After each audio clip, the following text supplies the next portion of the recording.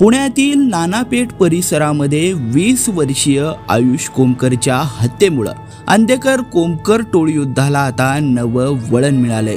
बदल्याच्या आगीत धगधगणाऱ्या अंधेकर टोळीने वनराज अंधेकर यांच्या हत्येचा सूड घेण्यासाठी त्यांचा सख्खा नातू 20 वर्षीय आयुष कोमकरची हत्या केलेली होती। या घटनेमुळे अंधेकर आणि कोमकर कुटुंबातील जुन्या शत्रुत्वाला पुन्हा एकदा तोंड फुटलंय। गुन्हेगारीच्या या रक्तरंजित इतिहासात 5 दशकांपासून गुन्हेगारी विश्वामध्ये असलेल्या अंधेकर कुटुंबानं आता कुटुंबातील सदस्यांनाच लक्ष करायला सुरुवात केली आहे। नेमकं काय आहे हे संपूर्ण प्रकरण पाहण्यापूर्वी लगेचच एस प्राइम न्यूजला सबस्क्राइब करा आणि त्यानंतर बेल आयकॉन दाबायला मात्र विसरू नका। गेल्या वर्षी वनराज अंधेकर यांना त्यांच्या सख्ख्या बहिणीने सुपारी देऊन संपवलेलं होतं।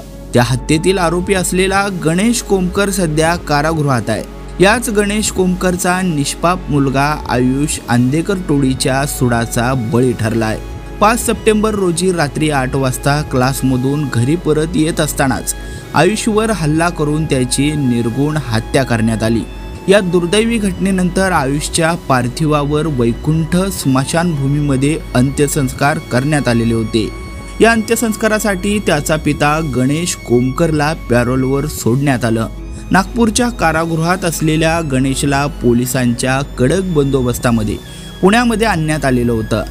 गणेशच्या उपस्थितीमुळे कोणताही अनुचित प्रकार घडू नये यासाठी पोलिसांनी विशेष खबरदारी घेतलेली होती। यामुळे आयुषच्या मृत्यूनंतर 3 दिवसांनी त्याचे अंत्यसंस्कार झाले। गणेश कोमकर जेव्हा पोलिसांच्या गाडीतून स्मशानभूमीमध्ये पोहोचला तेव्हा तेथील दृश्य मन हेलावून टाकणार होतं। आयुषचे भाऊ आणि इतर नातेवाईक आधीच शोकात बुडालेले होते। गणेशने आपल्या मुलाचा मृतदेह पाहताच हंबरडा फोडला आणि माझी काय चूक होती असं म्हणत तो ढसाढसा रडला। गणेशकडे आयुषने पाठवलेलं एक भेट कार्ड होतं ज्यामध्ये आय लव्ह यू पप्पा असं लिहिलेलं होतं।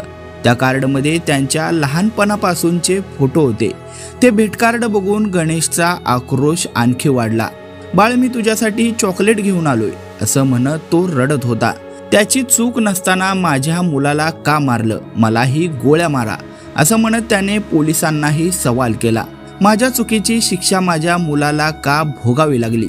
गणेशचा हा टाहू ऐकून स्मशानभूमीतील वातावरण देखील अत्यंत शोकाकुल झालेलं होतं।